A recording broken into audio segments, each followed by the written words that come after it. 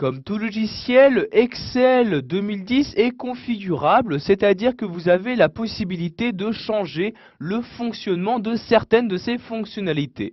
Donc pour accéder aux options de ce tableur, vous allez vous rendre en haut à gauche et cliquer ici sur le menu Fichier. Une fois ce menu ouvert, vous allez vous rendre ici dans les catégories et cliquer tout en bas sur Options.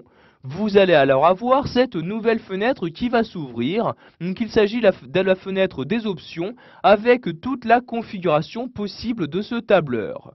Donc nous allons commencer ici par les options générales. Vous avez par exemple la possibilité d'activer ou non l'aperçu instantané. Donc aperçu instantané qui vous permet de savoir, dès que vous laissez votre curseur sur une police ou sur une couleur, d'avoir donc directement l'aperçu sur votre document. Donc pour le désactiver, vous n'avez juste ici qu'à décocher cette case-là. Vous avez également la possibilité de changer la police ou encore la taille de police utilisée par défaut par le logiciel.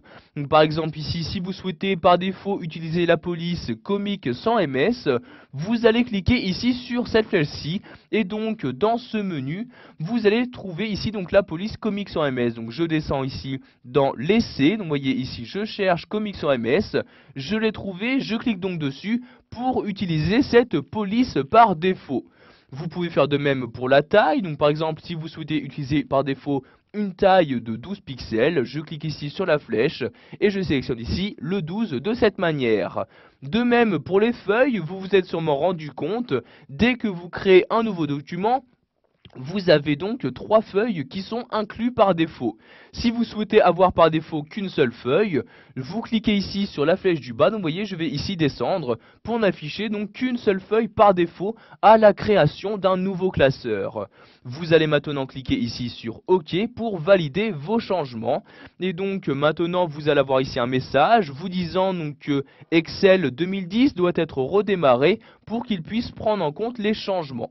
Je vais donc cliquer ici sur OK, je vais ici fermer mon document en cliquant sur la croix comme ceci, donc sans enregistrer les modifications, je clique donc ici sur ne pas enregistrer. Maintenant je vais ouvrir un nouveau document, donc ici je double-clique ici sur l'icône présente sur le bureau, donc Excel 2010. Vous pouvez voir maintenant qu'un nouveau document est ouvert. Si je regarde la police utilisée par défaut, il s'agit bien de la police comique sans MS avec une taille de 12. Si je me rends maintenant dans les feuilles, il n'y a bien qu'une seule feuille dans mon document. Je vais maintenant retourner dans les options, donc je clique ici sur Fichier et je retourne ici dans les options comme ceci. Nous allons maintenant nous intéresser aux options de formule. Donc je me rends ici dans la colonne de gauche et clique ici sur Formule comme ceci. C'est donc dans cette partie-là que vous allez pouvoir personnaliser le fonctionnement donc de vos formules. Donc vous avez par exemple ici accès aux différentes options de calcul. Donc si vous souhaitez calculer automatiquement ou non vos formules. Si vous avez également donc, si vous souhaitez activer la saisie semi-automatique de formule, c'est-à-dire donc le menu qui apparaît dès que vous commencez à saisir une formule, donc si ce petit menu vous gêne, vous pouvez le désactiver en décochant ici cette case-là.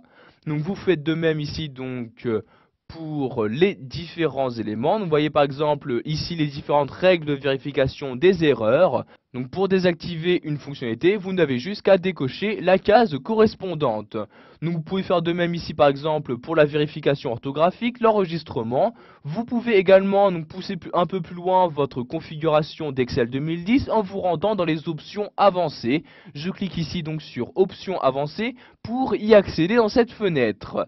Donc dans cette fenêtre, je vais pouvoir par exemple modifier donc différents éléments d'options d'édition. Donc vous voyez ici la catégorie options d'édition. Par exemple, je peux activer ou non la saisie semi-automatique des valeurs à l'intérieur de chaque cellule. Donc vous voyez, si je souhaite la désactiver, je décoche ici cette case-là.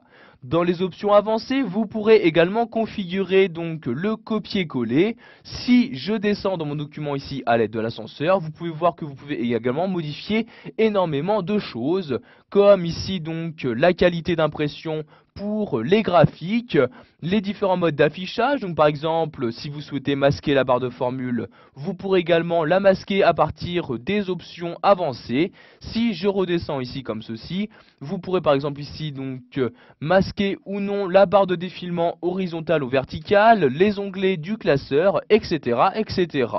Donc ici par exemple je vais masquer le quadrillage, je décoche donc cette case là et je clique ici sur OK pour appliquer mes changements. Vous avez donc ici le quadrillage qui a bien disparu. Voilà, vous savez maintenant comment configurer Excel 2010, que ce soit en changeant ses options d'impression, d'édition, de copier-coller, etc.